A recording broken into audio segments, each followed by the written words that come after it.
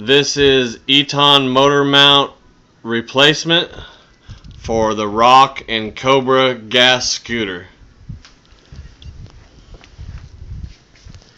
Get your new motor mounts today at SCOOTR COM and replace your worn, twisted, and dry rotted motor mounts and improve motor and belt alignment. Wait a minute, I'm okay. So I'm gonna cross. Did I hit that? Seriously. On replacing your motor mounts, we've already removed the left side belt cover. Hand feed off your left side belt. To speed up this video a little bit, we've already removed some of the nuts and washers and lock washers from the bottom side of the motor mounts in the frame up in here. So I guess we could have done some of these up here too to save time. But in order to replace your motor mounts, you want to disconnect your fuel lines, which we've done there, and go ahead and pull them through the body there so they're not an issue.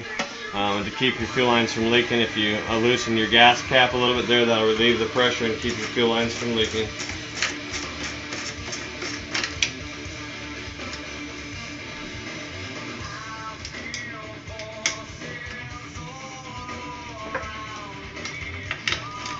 A lot of times we use the little ratchet wrenches to do these nuts. It's kind of a pain if you just have a regular wrench and have to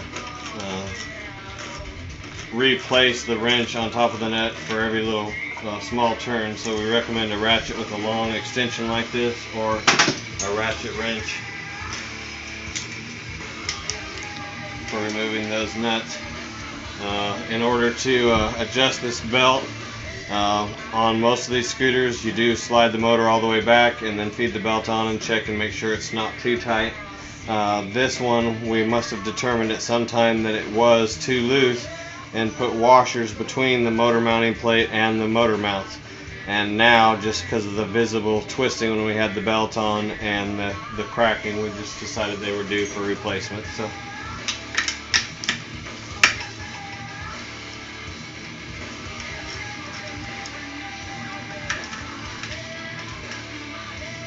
this is also part of a series of videos on taking a Rock scooter and refurbishing it and converting it to a SCOOTR, which we're going to put the longer SCOOTR swing arms and bigger tires on this one, in addition to refurbishing or replacing all the rusted chrome or anything else it needs.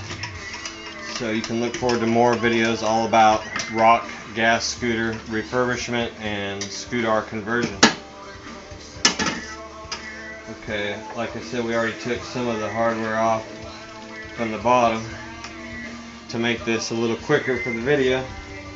So now that I've got all the hardware off the top holding the motor mounting plate and the fuel lines disconnected, for right now we're going to try and leave the throttle cable still connected and just set this motor over here. And we don't know what we're going to need for adjustment yet, and so I'm going to set those shim washers that were there to create tension. Maybe we won't have that problem with the new motor mounts. Maybe we can do away with these washers, which this is a fine temporary fix. When your motor's all the way back, if the belt's still not tight enough, you can shim this side. We've already removed the hardware from the bottom, so this motor mount's ready to pull. Looks fine, kind of, sort of. It's not square like a new one, and under pressure it's just not the same. So here's our new motor mount, and we do have one more still to remove from down here. We also did these with the extension and the ratchet. It could be kind of hard to do it any other way. Let's see if I got a light. There's 4 of them. Yeah, I don't know what we did with the light.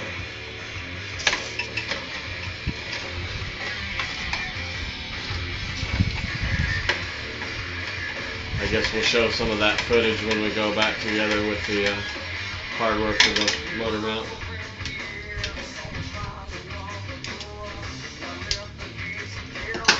And the other old motor mount. Yep, those are the old motor mounts. So, on a factory pair of Rock or Cobra motor mounts, the silver one is the front and the goldish one is the rear. These new motor mounts are a little stiffer motor mount and they last a little bit longer. if we can find out where we did it. Did I set the motor on the one? There it is.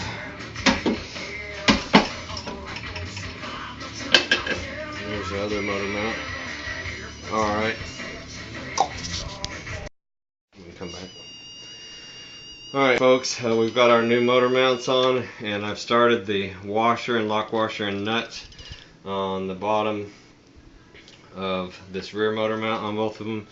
And it was a little tricky to get to these up front to take it apart, but it's even trickier going back together.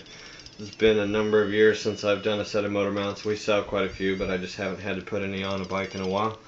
So we're thinking that getting up in there is kind of a bear with your hand.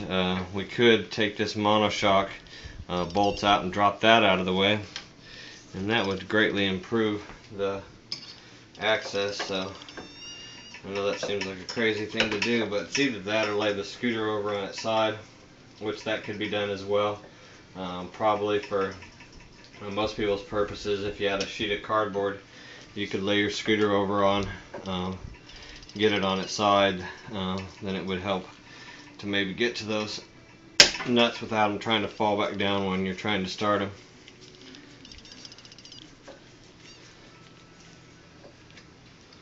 A good time to, what did I do with that?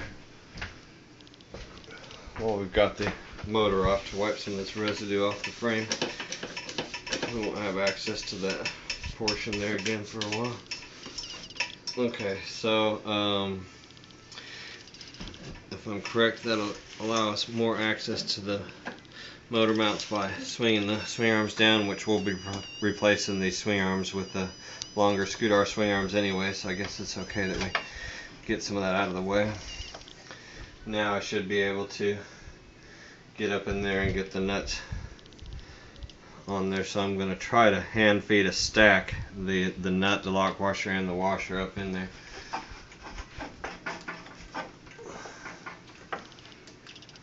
Oh yeah, made it all the way. So I guess if you're going to work on it on a bench and you're replacing the motor mounts, if you've already set the motor off anyways or haven't put it back on, which I don't know why you would until you have all this situated, lowering that monoshock seems to be the trick. I can't say as I've ever done that before. I've probably almost always laid the bike on its side or something, but for purposes of this video, we just wanted it to make it, you know, easy for anybody to do.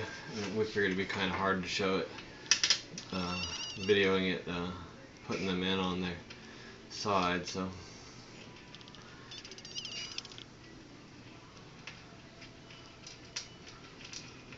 okay, we have successfully got the hardware started for our motor mount down in the frame.